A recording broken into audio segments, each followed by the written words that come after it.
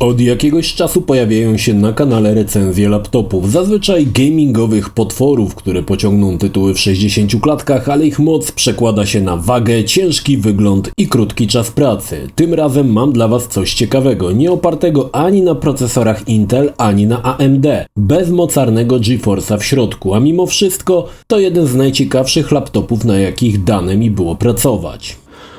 Cześć, ja nazywam się Krzysztof Energik-Micielski, a to recenzja laptopa Microsoft Surface opartego o procesor Snapdragon. Zapraszam.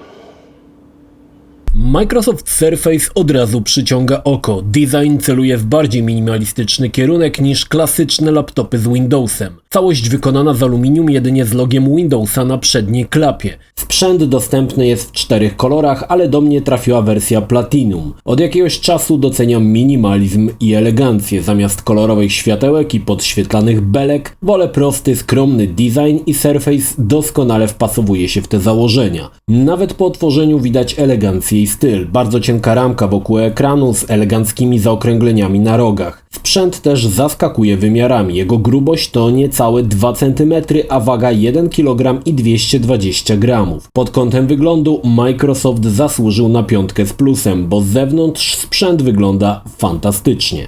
Doskonały design jednak ma swoją cenę. Nie znajdziemy tutaj zbyt wielu dodatkowych wejść. Po lewej stronie laptopa znalazło się gniazdo zasilania, jedno wejście USB w standardzie 3.2 i 2 złącza USB-C. Po prawej stronie mamy jedynie złącze Surface Connect, które umożliwi podłączenie dodatkowych urządzeń kompatybilnych z Microsoft Surface. W zasadzie to wszystko. Oczywiście są droższe modele z większą ilością wejść. Model, który otrzymałem do testów na moją prośbę, jest jednym z tych najprostszych. Cóż za hardware siedzi w sprzęcie? Mamy tutaj LEDową, dotykową matrycę 13,5 cala o rozdzielczości 2304 na 1536 pikseli i odświeżaniu 120 Hz. Laptop napędza 10-rdzeniowy procesor Snapdragon X Plus o prędkości 3,4 GHz na rdzeń, wsparty 16 GB pamięci DDR5 o taktowaniu 5200 MHz. Za grafikę odpowiada Adreno od Qualcomma, natomiast nasze dane, jak i sam Windows umieszczono na 256 GB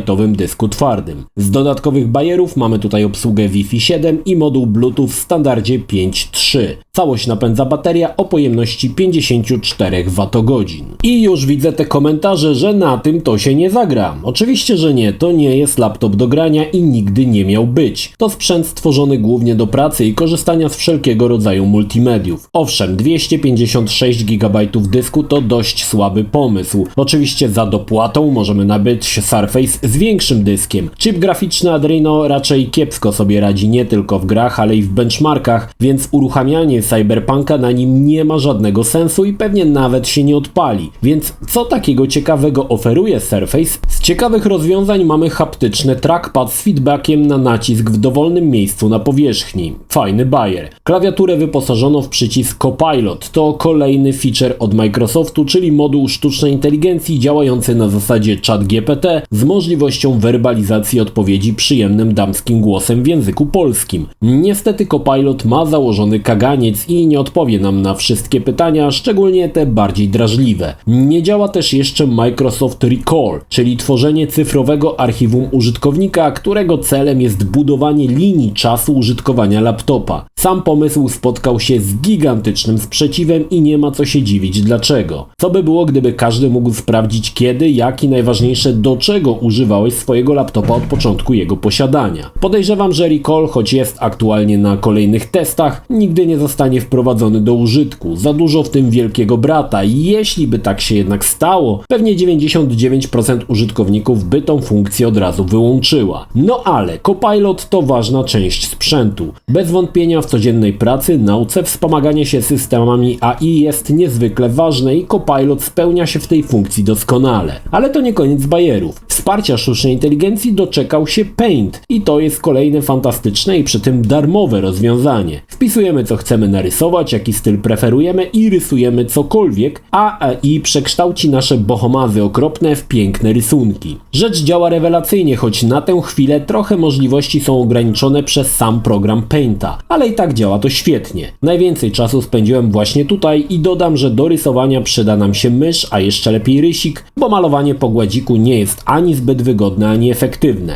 Choć dla Copilota to w zasadzie nie ma znaczenia. Narysowane kółko przekształci w ludzką twarz w kilka sekund bez najmniejszego problemu. Bardzo fajna i dobra rzecz. Na uwagę zasługuje działanie na baterii. Według producenta na jednym ładowaniu Surface wytrzyma aż 20 godzin ciągłego oglądania filmów. Całkiem nieźle, a podejrzewam, że ten czas może się jeszcze wydłużyć przy mniej prądożernych czynnościach. A jak wypada wydajność? Tutaj mamy ciekawą kwestię. Od jakiegoś czasu Microsoft z Qualcommem forsują wsparcie dla procesorów ARM i wiele apek już to wsparcie posiada. Część z tych, które są go pozbawione, ruszają przez emulator Prism. Sprawdzenie benchmarkiem Geekbench dało całkiem niezłe wyniki. Okazuje się, że Surface radzi sobie naprawdę dobrze. Niestety w 3D Marku wyniki już nie były zbyt optymistyczne, ale jak wspomniałem, to nie jest laptop do gier. Odpalane apki radziły sobie bardzo dobrze i ze świetną responsywnością. Jednak wciąż raczej mówimy tutaj o programowaniu biurowym, aniżeli graficznym.